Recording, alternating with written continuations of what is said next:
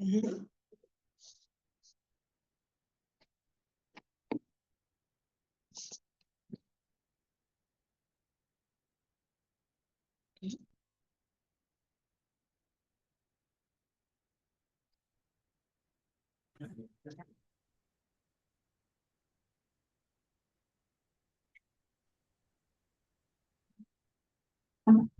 Oh, okay.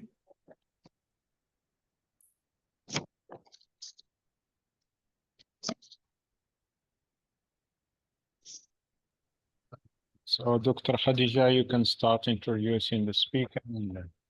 Yes. And thank you very much for this nice meeting. Interesting. Yes.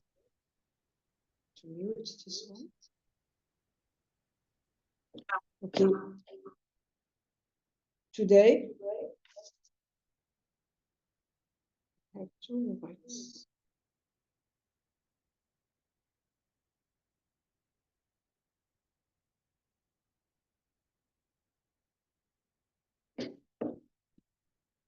Today, we have the second webinar entitled EMI in the Global South, Dialogic Perspectives and Sri Lankan Context in Focus.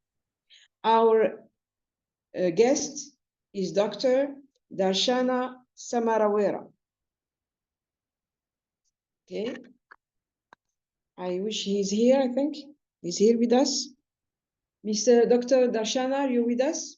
Yes, I'm there. Yes. Yeah, he's here. Yes, very happy to have you among us, okay, in this interesting meeting. So before we start, I'm going to give a brief, okay, overview of Dr. Darshana's both professional and academic experience, which is very rich, okay? As you know, he gave us, or he sent us his CV in more than 15 pages, and this shows the wealth of his academic and professional experience. So before that, I'm going to introduce, okay, in brief, as I said, because if I don't give it briefly, I'm going to take 2 or 3 hours to present, okay, this well known researcher. So Dr. Darshana Samarawera is from Sri Lanka. He's working in the Faculty of Languages, Humanities, and Social Sciences, National Institute of Education in Maharagama, Sri Lanka. And he's the Deputy Director General. He is from Sri Lanka. He got his PhD from Malaysia, and the title of his research is Burnout of Pre-Service ESL Teachers in Sri Lanka, mentoring as a means of managing burnout throughout self-education. Yes? Yes? His research, his degree, okay, in English language education, he got it in 2011. And he got it from India, Hyderabad. His research title is a study of mentoring as a viable tool for English language teacher development in Sri Lanka.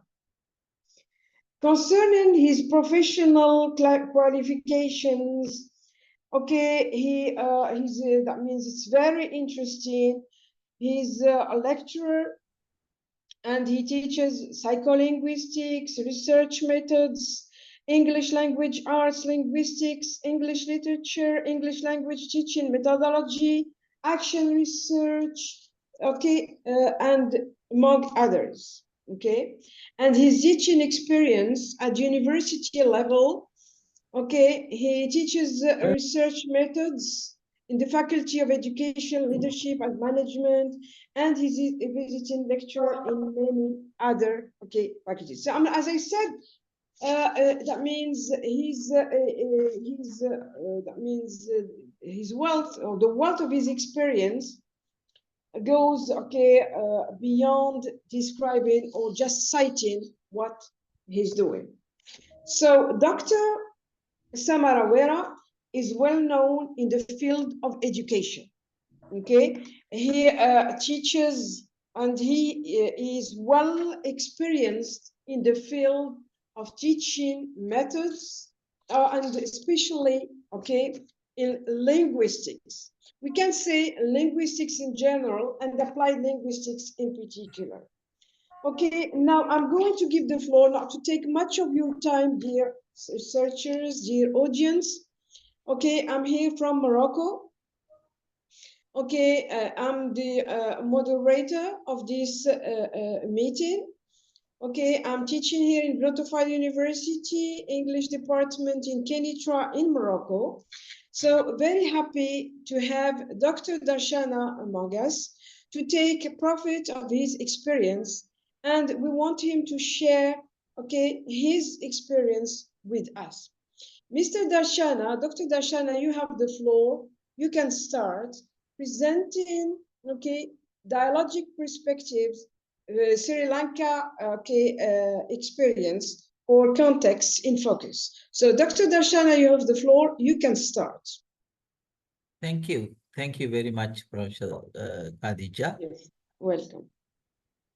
for that wonderful introduction. Hi, everybody. From different parts of the world, maybe good morning, good afternoon, good evening. Here in Sri Lanka, it's 9:30 in the evening. Okay, so let's start this discussion. And I'm Darshana Samaravira from Sri Lanka. And I want to thank the organizers of this wonderful event, particularly Professor Gamgami from Morocco and my colleague Ms. Chapa Velagedara for coordinating this particular event. So we are going to present the Sri Lankan context in relation to English medium education. In this presentation, I'll be discussing the country context to set the tone for the discussion. Then the historical background, because we've been a country teaching English for many, actually nearly 2 centuries. And then I will discuss the evolution of English medium instruction for 1948. 1948 is the year we received independence. And then what happened after independence, and the policy changes and lessons learned, because there have been different policy changes, and these policy changes have oftentimes created negative impacts as well as positive impacts, and the lessons learned. Then what is happening in Sri Lanka right now in terms of English language, English medium instruction, because we are planning a major transformation in education, and then the challenges and opportunities. This is how I'm going to discuss, create the discussion today. So Sri Lanka, as you know, is a South Asian country, a very small country in South Asia, but with a rich history, because our education system, it dates back to the 3rd century BC, and where the education system was nourished with the religious background, and until 1505. In 1505, Sri Lanka started a subject for Western invasions. the first Western nations to capture the coastal areas of Sri Lanka, the Portuguese, and then the Dutch, and finally in 1796, English arrived in the coastal areas of Sri Lanka with their language, with their education system, with their religion and everything. So country becomes a crown colony. The country falls into the hands of the British in 1815, and ever since until 1948, uh, where we received dominant status, Sri Lanka remained a crown colony. And another very important thing about Sri Lanka is even before, 4 years before we gained independence, uh, Sri Lanka started providing education free to all the children. So free education, we are committed to provide free education to the nation since 1944. This is our background. And let's discuss major milestones in EMI, English medium education, from 1815 to 1948. Actually, during the initial period, 1815 to 1833, we see the English missionary schools being established in Sri Lanka with the purpose of introducing their religion, and in especially in the coastal areas, the establishment of English medium schools. And but it was English medium education was given to selected individuals because they wanted to create a generation of people who could help them in their activities. However, in 1833, 1831 precisely, the Colebrook-Cameron reforms are introduced, and from 1833 onwards, English becomes the official language of the country. And establishment of English medium schools and expansion of English medium instruction happens after 1833. And in 1944, the Free Education Bill was introduced. It was passed in the Legislative Council with the father of free education in this country, that is late Dr. C.W.W. Kannangara. But there was no change in the language policy in 1944. Still, English was the official language of the country, and English medium instruction was the predominant means of providing education to the children. And another important thing that happened as a result of this free education bill was the establishment of central schools, where the brilliant children from villages were given English medium education. And these were boarding schools. There were 54 schools. Initially, there were 12, and then it was expanded to 54. And in these, they were boarding schools, and in these schools, the children were given education in the medium of English. So when we come to the English medium instruction of the country, we find a few very important institutions being established. The first one is Colombo Academy, that happened in 1836. This is more or less parallel to the Deccan Academy that happened, that they initiated in India. And that was the first institution the British initiated in Sri Lanka, in Ceylon, colonial Ceylon, to provide professional training and higher education to the Sri Lankan youth.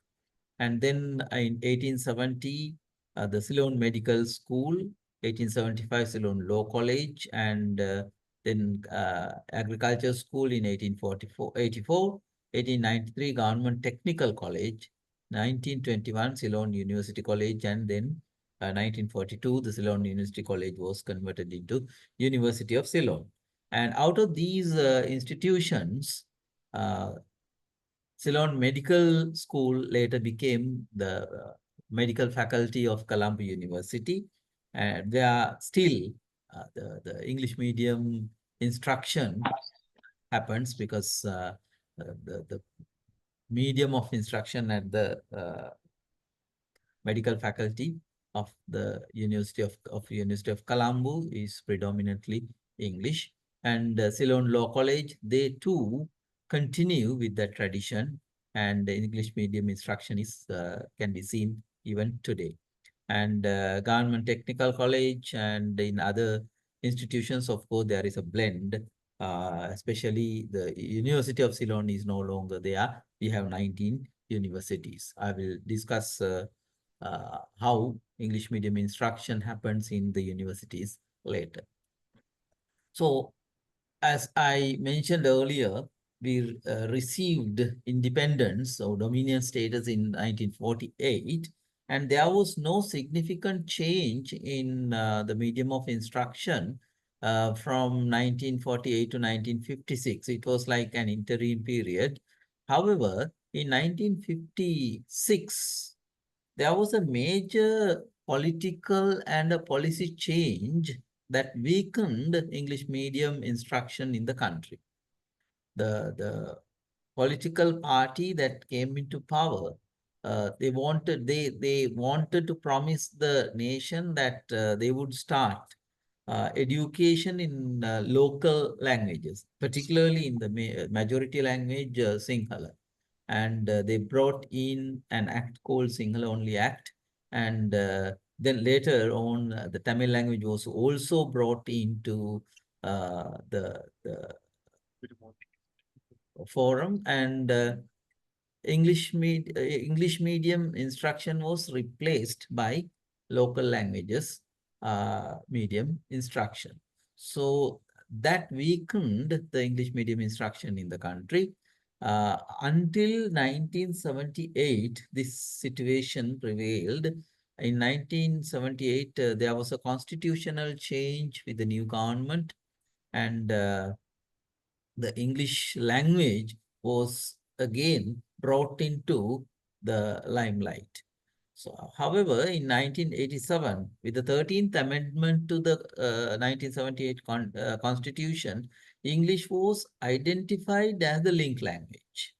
So, actually, it's after 1987 that English language gained its place back in the system. So in 1999 education reforms, English language was given much prominence, and from grade 1 onwards, English was introduced, especially for the primary grades. English language was introduced as activity-based oral English, and the tradition still goes on.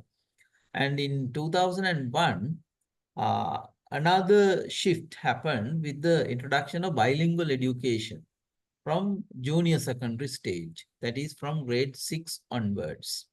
However,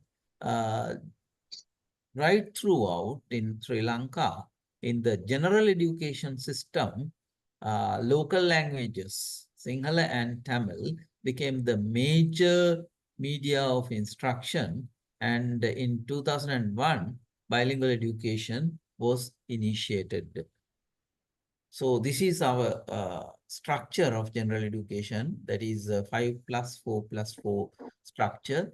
We have 5 years of primary education, 4 years of junior secondary education, and 4 years of senior secondary education. And when we discuss the context at present, in Sri Lanka, education is predominantly handled by the government. Now you see the number of schools. We have 10,096 government schools. Out of those, there are 799 bilingual medium schools where instruction happens with Sinhala and English, or Tamil and English. There are two major languages, official languages in the country, Sinhala and Tamil. So in these bilingual medium schools, 799 bilingual medium schools from grade 6 upwards, bilingual medium education happens, and it is either Sinhala and English or Tamil and English. So there are 5 subjects taught in English medium, and the rest is taught in the local medium, that is one of the uh, official languages in the country. However, the primary education still is in the mother tongue. This is a constitutional requirement. The constitution very clearly says that the primary education of the country or the children should happen in the medium of mother tongue, either Sinhala or Tamil. And very recently, there was a Supreme Court ruling as well, because there was a discussion about this, and there were different ideas. So to interpret the constitution, so the National Education Commission went to the Supreme Court, and the Supreme Court made it clear that primary education should happen in mother tongue. So still we continue with that, but we teach English. From grade 1, we have activity-based oral English, and when it comes to grade 3, that is key stage in our primary system, we have 3 key stages, grade 1 and 2, the first key stage, and grade 2 and 3, second key stage, and grade 5 as the third key stage. This is, of course, please don't mix this up with the key stage system in other countries. This is only for the primary section. And from grade 3 onwards, we teach English with a specialized, with the help of a specially trained English language teacher. The activity-based oral English that happens in grade 1 and 2, it is handled by the class teacher, the normal class teacher who teaches all the subjects. But from grade 3 onwards, English teacher specialized with the English language teaching methodology joins the class. And bilingual education starts from grade 6 onwards, as I told earlier. Apart from this, we have around more than 700 international schools where the medium of instruction is predominantly English. At these international schools, they follow the curricula of international school boards, and they sometimes some of the international schools, they follow the national curriculum as well.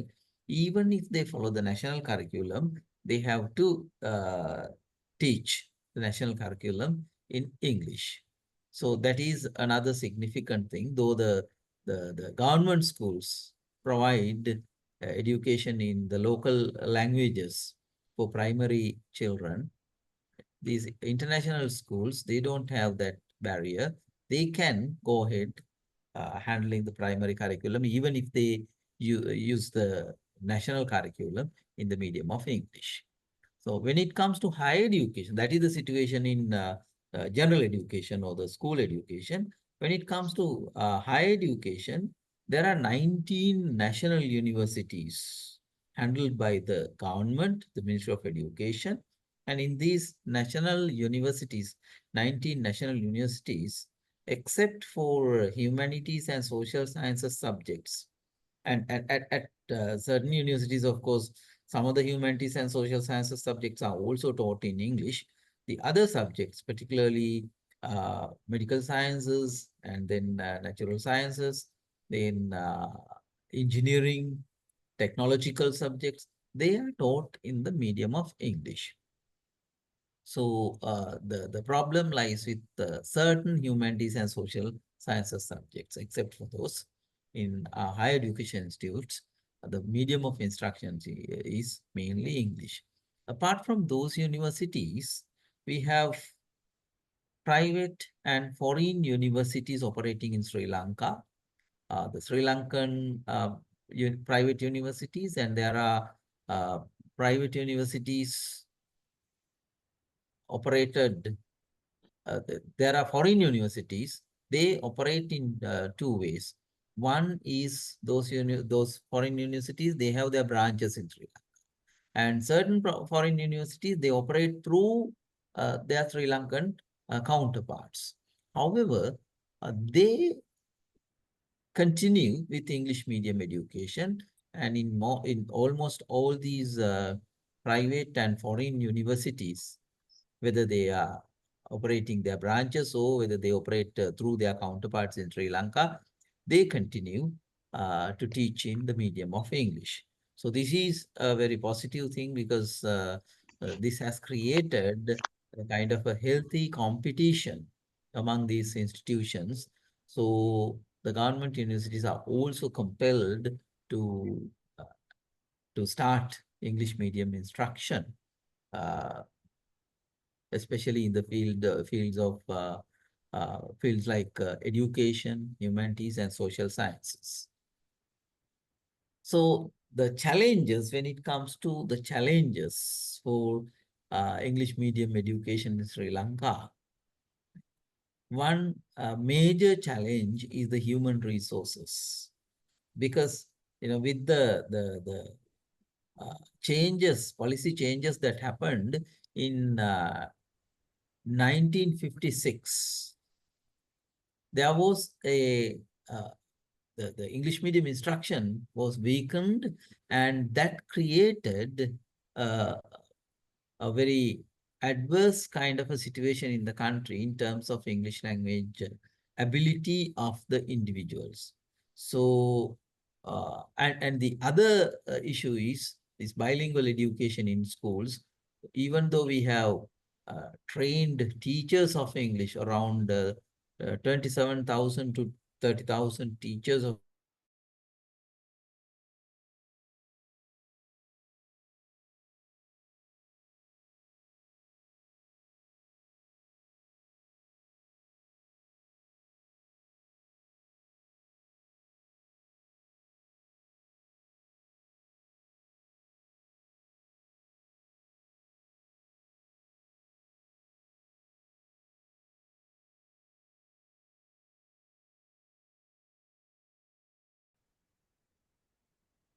there is a plan to expand or gradually expand the number of bilingual education, bilingual medium schools in the country.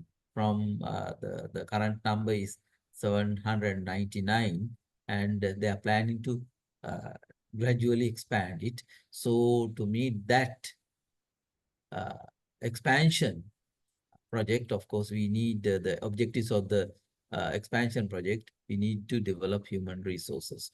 That has become a challenge right at the moment. And then uh, these teachers need extensive professional development opportunities, not only within the country, even outside the country. So arranging these professional development opportunities is also uh, a kind of a challenge. And empowering English language teachers is also a need right at the moment, because that will help the, especially the children who are in the primary section and even in the junior secondary and senior secondary sections, to improve their English language ability with the help of these teachers of English. So we need to continuously upgrade the English language skills of these teachers, plus their English language teaching skills. So we need to redesign our continuing professional development programs. And the other challenge is technology penetration. We all know that the world is moving towards technology support, to obtaining technology support for language teaching. So right at the moment, within the country, technology penetration is not at a very optimum level. Therefore, we need to make every possible effort to strengthen the technological literacy of the teachers, and then technological, then infrastructure, connectivity, all these things have become uh, a challenge because uh, right at the moment there is a kind of an economic crisis within the country. Because of this economic instability, we have become these things have become challenge. And another important thing is uh, a strong education policy in the country. Because of the political instability, there have been policy changes right throughout. So we need a very strong education policy, not only for school education, for the entire education spectrum. We need uh, a strong policy. So that is also seen as a challenge. However, with these challenges, we see opportunities. We see a lot of strengths. So I'm going to present a few opportunities and strengths in terms of EMI as well. Right. So the first one is existence of English language in this country for over 2 centuries. Right. For more than 200 years, English language has been a part of our existence. It is not only Sinhala and Tamil languages. English has also been a part of our existence. So that is a strength. Unlike in other countries where English is totally a foreign language, and they have to put more effort to teach English. For example, in countries like China or Korea, they have to exercise extra effort to teach English because English is considered a foreign language in these countries. But here it is considered the second language or the link language. So that is a strength, and we can, as a country, as a nation, of course, we can re-engineer all our efforts with that strength. And then there is this enthusiasm of stakeholders to strengthen English medium instruction. He threatened to pull your tuition when he found out you got a test.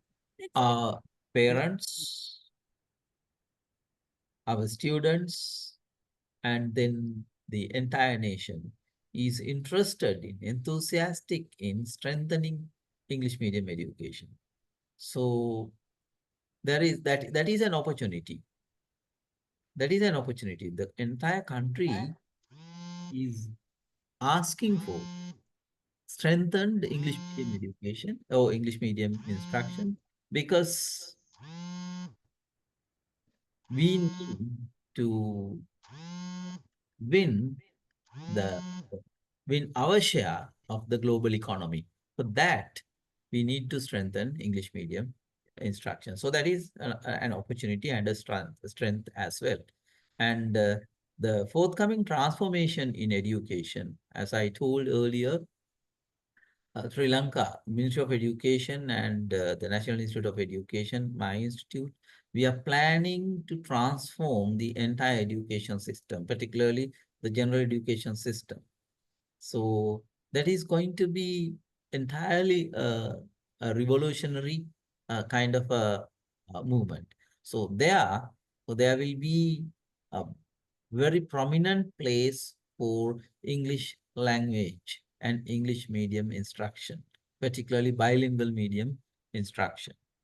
So to expand the number of schools from these 799 gradually we are going to expand it to give more opportunities for as many students as possible to engage in English medium or bilingual medium education. And then, to support this, we have plans to strengthen English language skills, right? There are English language skills development programs planned for early childhood education as well. At the moment, the NI is engaging in developing a national early childhood education framework for the country, a uniform framework for early childhood education. And their English language skills development is going to be a very important component. So that is also an opportunity, because those who enter the schools will enter the schools with some kind of English language ability. So basic English language ability. And then there is this competition created as a result of expansion of non-government or private sector education. As I told you earlier, in Sri Lanka, we have Sri Lankan investors investing in education, uh, international schools, and then private universities. And there are foreign universities operating in Sri Lanka, either with their branch campuses or with the collaboration of their counterparts in Sri Lanka. So this has created a kind of a healthy competition inside the country. So especially when it comes to higher education, government universities are also compelled to maintain their standards, to make their education process attractive. One way is to bring English medium education. So the government universities are also compelled to expand their peripheries with English medium education from traditionally, of course, they are okay with sciences, then engineering, STEM education is okay. That happens in English medium, but when it comes to humanities and social sciences, we still have a problem. But now these government universities have started changing their system. So that is going to be a very good opportunity and a strength created as a result of this competition. This competition is healthy. So in the country, as a result of these new changes, particularly the private sector coming in, so we are going to change very soon. That is my strong belief. So this is what happens right now in the country. And with this, I'm pretty sure that Sri Lanka is going to set the example in this part of the world for English medium instruction. So that is about Sri Lanka, the Sri Lankan perspective. Thank you very much, and I'm open to answer your questions now. Yes, thank you very much. Thank you very much, Mr. Dr. Darshana, for your interesting presentation. So as you have seen, okay, Dr. Darshana has started talking about the country context, okay, for English as a medium of instruction, historical background of Sri Lanka, evolution of English as a medium of instruction before 1948, after independence, and up to date.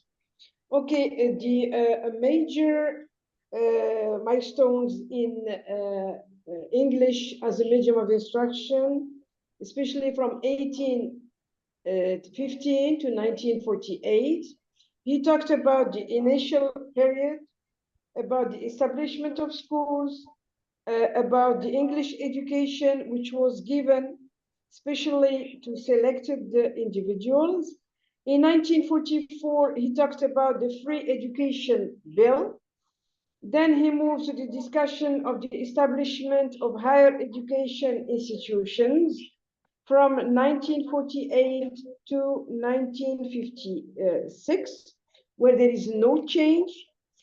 In 1978, he showed that there was a constitutional change with the new government. In 1987, that means he talked about the 13th Amendment of Constitution, and especially the neglect of English. In 1999, that means there were reforms in education, and English started regaining its place. In 2001, okay, and there's another shift which takes place, especially with the bilingual education from junior secondary stage. Then he moved to the structure of general education in Sri Lanka in context at present. He talked about the education, and he showed that education is predominantly handled by the government in Sri Lanka. In school education, that means the statistics he gave us, there were 10,096 government schools, 799 bilingual medium schools, and the primary education was given using their mother tongue, that means the mother tongue of Sri Lanka, Sri Lankan, okay, language. The Constitution clearly stresses on the fact that primary education school, that means it should be given using the mother tongue. When it comes to higher education, he enumerated that there are 19 national universities in Sri Lanka, and there are private and foreign, of course, universities. And concerning EMI, that means English as a medium of instruction, in these private schools, that means English is used for all the disciplines. Concerning challenges for EMI, that means English as a medium of education in Sri Lanka, he once again enumerated many challenges, among them human resources, technology penetration, absence of a strong education policy, and economy instability. So even though, okay, there are some optimism, okay, thanks God, okay, in your presentation. So even though the EMI met many challenges, there are still many opportunities and strengths. And okay, there are different among these that means opportunities and strengths, the existence of English language for over 2 centuries, and EMI, that means English as a medium of instruction, started developing. That means that we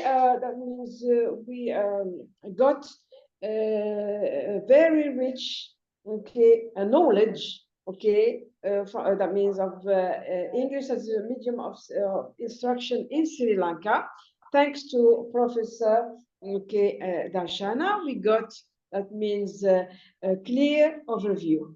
Now, if you have any questions, dear audience, you are most welcome. We'll give the floor now to different members of those who are present here in this Zoom that means meeting. You have the floor. You can start. Okay.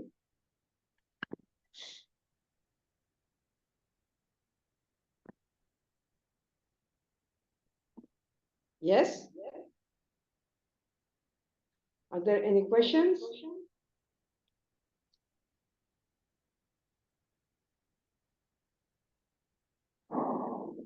Hello.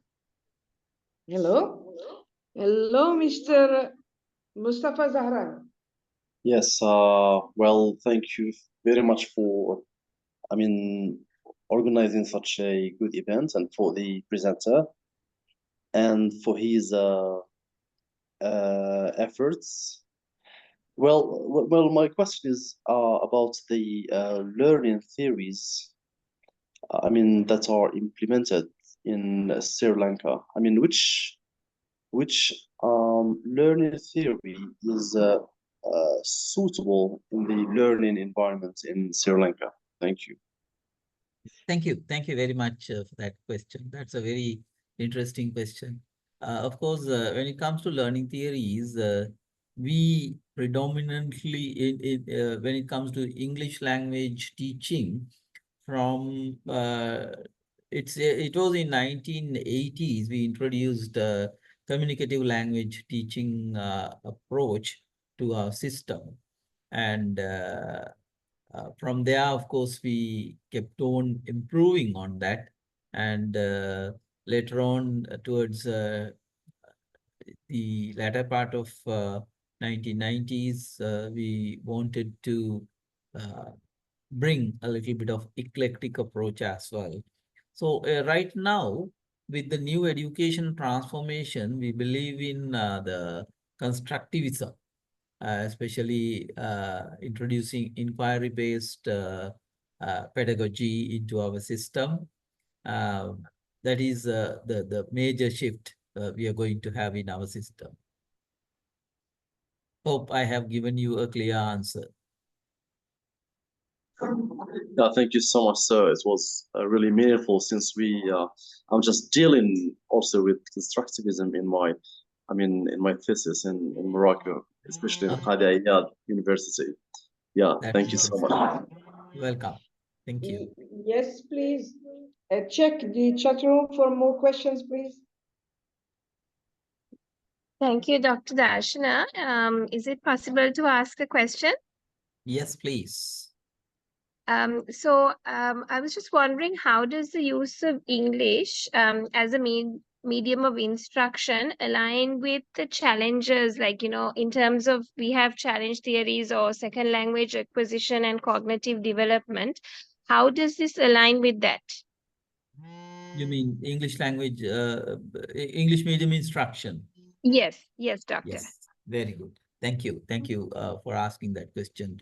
Because we all know that, to handle English medium instruction properly, we need to develop their cognitive academic proficiency in terms of language. At basic interpersonal communication or BICS is not enough. These are the two terms presented by Jim Cummins, the Canadian linguist Jim Cummins.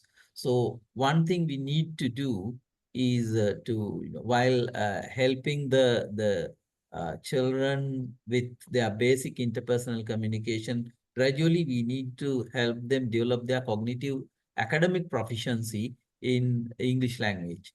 If not, English medium instruction is going to be, the bilingual medium instruction is going to be deepened. So one possible remedy for this would be bringing in modular CLIL. I don't know whether you are aware of this concept of modular CLIL.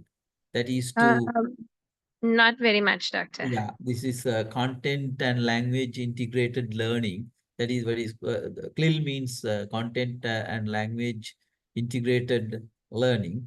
When it comes to modular CLIL approach, what the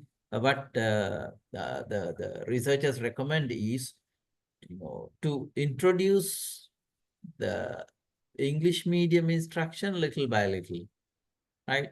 That is, say at the beginning, around 25% of the curriculum will be presented in English. The rest will be given in the mother tongue, right? Gradually, Okay. we keep on increasing. So that is another suggestion to handle this pressure. Thank you, doctor. Thank you. You're Yes, welcome. doctor. Thank you very much.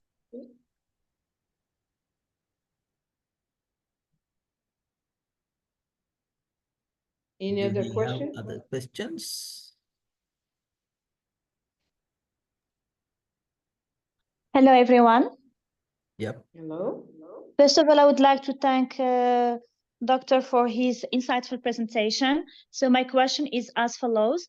Are teachers being trained and prepared for using English as a medium for instruction in Sri Lanka? Because it's like they will be facing a challenge. So they have to be linguistically competent, and at the same time, they should know about the content, the subject that they are teaching using English. So which one is given priority, the language or the subject, the module that they are teaching? Okay, thank you. Thank you. Of course, at the beginning, that is around 2001, we had this challenge, some of our English teachers, English language teachers were prepared specifically to teach other subjects like mathematics and science, those who have studied those subjects. And later on, we have our specific initial teacher education providers, national colleges of education. So we developed a couple of colleges, those national colleges for English medium instruction. So right now we have dedicated pre-service or initial teacher training institutes preparing teachers for bilingual medium education. But we need to increase the number. Yes. And at the same time, we recruit graduates, those who have studied in the medium of English as well, and they are given a professional qualification, that is postgraduate diploma in education, particularly Colombo University, their faculty of education. They have English medium postgraduate diplomas. That is the professional qualification they get, the teachers with their degrees in other subjects. If they want to become teachers in bilingual medium, of course, they can follow those courses. Have I given Thank you very much, Doctor. I have another question. Yeah. What are the attitudes of teachers and students with regards to EMI? Do they have positive attitudes or negative attitudes towards using English as a medium of instruction? No, they Have are there very been much any kind positive. of studies or questionnaires to measure the level of satisfaction or attitudes of teachers and students? And thank you. Thank you. Thank you. That's a very interesting question and a very important question.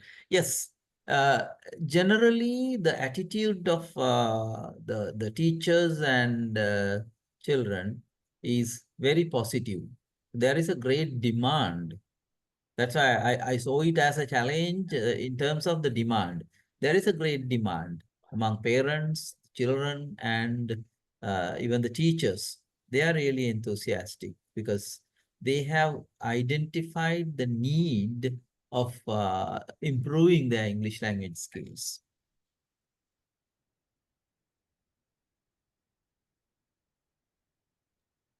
Thank you. You're welcome. Yes. Another question? Dr. Darshana, Yes.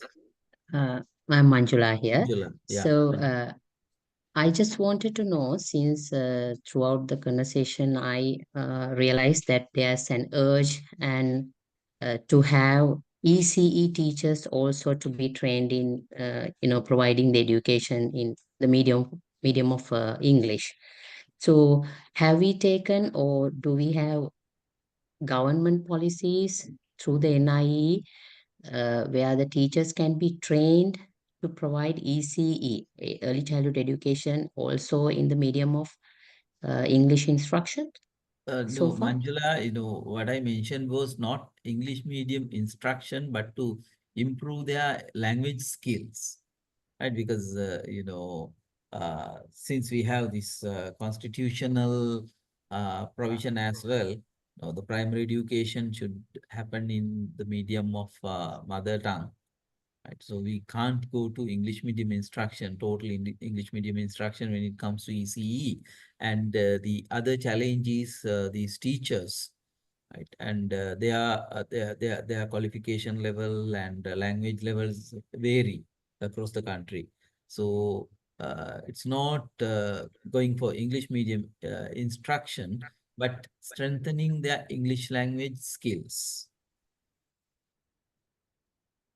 Okay, so in providing that ECE education for the students, for the smaller kids, don't we think that that both the languages, even the mother tongues as well as the English, should be given equally to be Yeah. competent enough for those students to acquire English language medium instructions further in their lives? Yes, of course, in time to come, that's going to be the final outcome. Initially, we'll be starting improving their English language skills, and we will have to have infrastructure to teach, to train the teachers and the uh, teacher recruitment process and all these things in place. And then, of course, we'll be able to go to that outcome. Thank you, sir. Welcome. Yes, another question?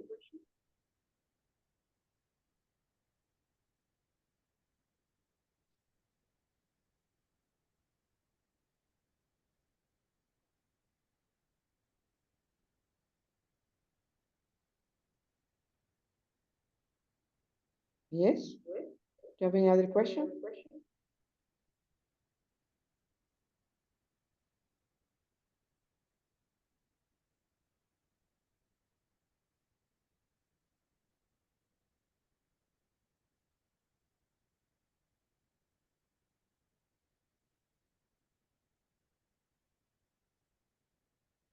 Do we have other questions?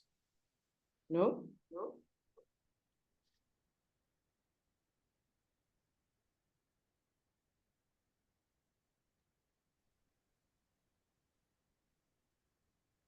Yes, we have a question, Mohsen Saidi. He writes, how can curriculum development in English medium instruction context incorporate elements of decolonized education? Okay, right. Decolonized elements of how can curriculum development in my contexts incorporate elements of decolonized education? Okay, yes, I think we have for many years we have been incorporating decolonized elements of decolonization in our education, right? It is not because we have our own local national curriculum. We don't in government schools we don't stick to these international school boards. So we have developed a system in Sri Lanka within the country that is a local system, but which can be internationally benchmarked. Yes. Another question here. How does local classroom manage the inequalities and the exclusion resulting from the adoption of English as a medium of instruction in Sri Lanka, given the different social backgrounds of students? This is Mr. Abdelrazak asks this question.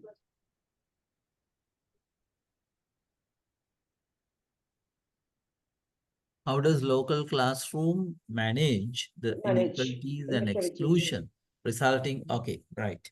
So, yes, we have different social backgrounds, and but having mentioned that, I have to again mention that in Sri Lanka, in the government education system, education is provided free up to the 13th grade, up to A level.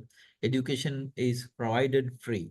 So that is one way of trying to to attract as many students as possible to our system. And our enrollment rate is also very high. It is like 98% enrollment rate.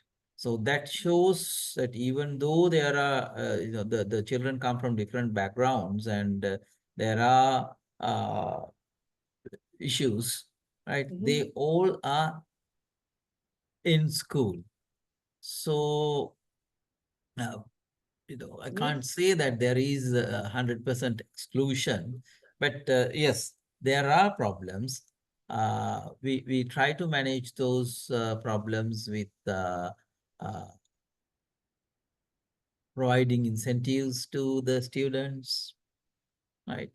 Apart from that, apart from providing free education, there are other types of uh, incentives like scholarships, especially from grade 5. At grade 5, there is a scholarship examination, and those who clear that examination are given special support. Right? There are different measures taken to see that no child is left behind. Yes, sir. I have a last question. Yeah. Can we consider EMI as a form of linguistic imperialism?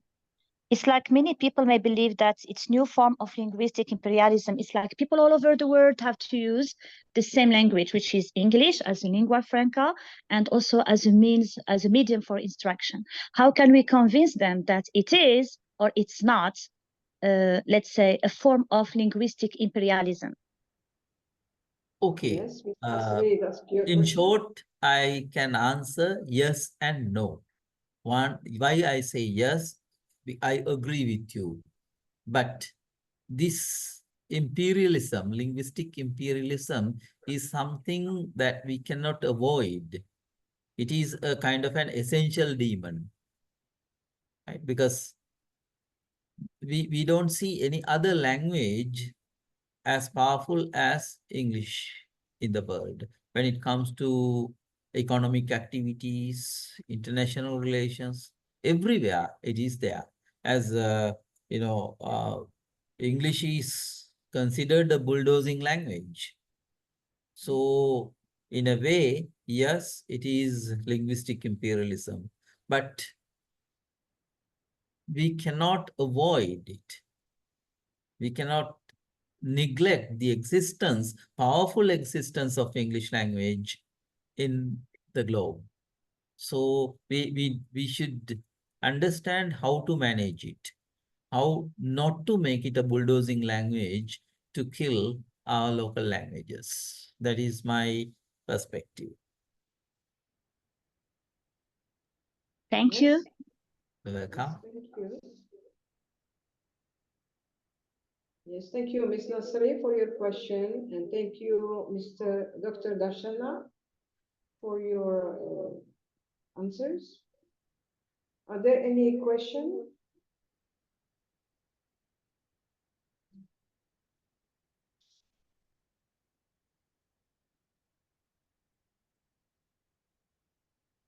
Any other questions? Yes, Bushra is asking, students who have had English instruction through private schools have more advantages than those who didn't. So how are linguistic disparities being handled while using English as a medium of instruction in classes? Yes. Yeah, that's a very important aspect and a very good question, because as I told you, there are around 700 more than 700 international schools where English medium instruction happens totally, right? Exclusively, they teach all the subjects in English. So those children are, yes, naturally, they take advantage of their ability to use English. So the other children, because in our government schools, we have nearly 3.8 million students. So to bring it to a kind of an equal level to maintain equity, right? We have to struggle a lot. So with the new education reforms or the transformation, I believe we will be able to compensate and bring this situation to a kind of a win-win situation, because we are planning to empower the government school system also with these essential English language skills, the children from government schools as well. Right now, of course, there is this kind of imbalance. However, it is not only the English language ability we consider when it comes to opportunities. It's not only the English language ability. There are other aspects as well.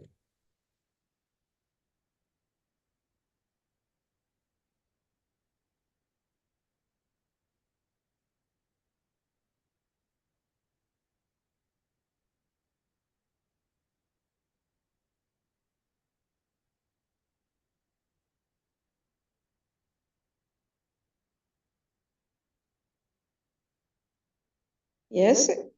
Any other question?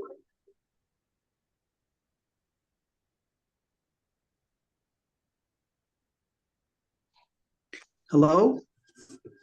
Yep. Yes, hello. Thank you so much, sir, for this presentation. It's very informative. Thank you so much. I'd like to share with you I'd like to share the same view regarding the challenges you mentioned, especially human resources. It's the same story here in Morocco.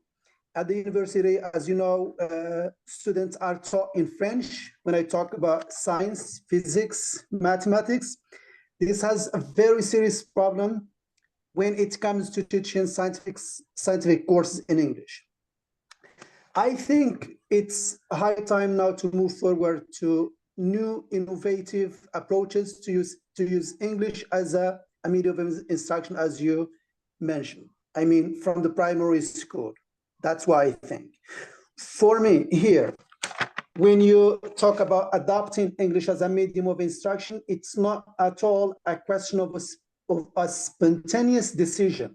I think it should go with a meticulous investigation, studies, plans, long-term plans, medium-term plans, budget, financial support, curriculum, training. So I think the government that want to take their education to high levels have to have such agenda as a priority. Sir, do you think that in Sri Lanka, there is an intention from the government to get involved in this ongoing or continuous training for the professional development or for their human resources or any training or professional development? Thank you so much. Yes. Thank you, Mr. Buknifi, for your question. Thank Yes, you. Dr. Dassana. Yeah, thank you very much for your question. Yes, of course, the new education, national education policy framework developed recently based on the national education policy report by the National Education Commission. Of course, there are 41 key expected transformations mentioned in the National Education Policy Framework, right? And they all are, majority of them, like the 31 of them have been cleared by the parliament, and we can implement those, right? All those are aimed at bringing a positive change in the country. So because the government has identified the key issue, right, and how to and they have identified that without investing on education, without making education a priority, there is no way out. So that's why the new education policy framework, I believe, is going to be a new start. Thank you, sir. Yes, thank you. Any other questions?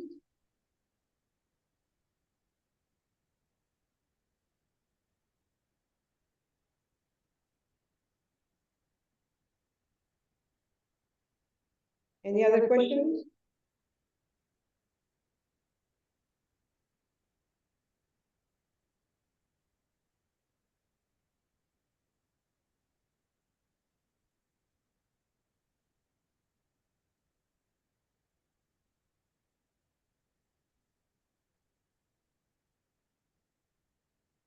Yes? No question? It seems So- we have no more questions. Yes?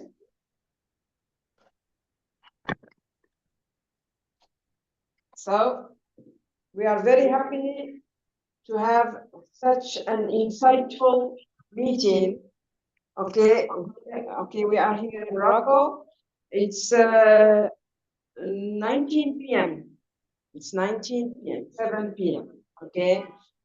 Very happy to have you as a guest here, as a rich meeting. So I hope that all students present, all academic presence have got profit from this insightful and rich presentation. Now, I think we will come to a close. Yes, to close this meeting, not yet. Yes, we thank you all. Yes, no more questions.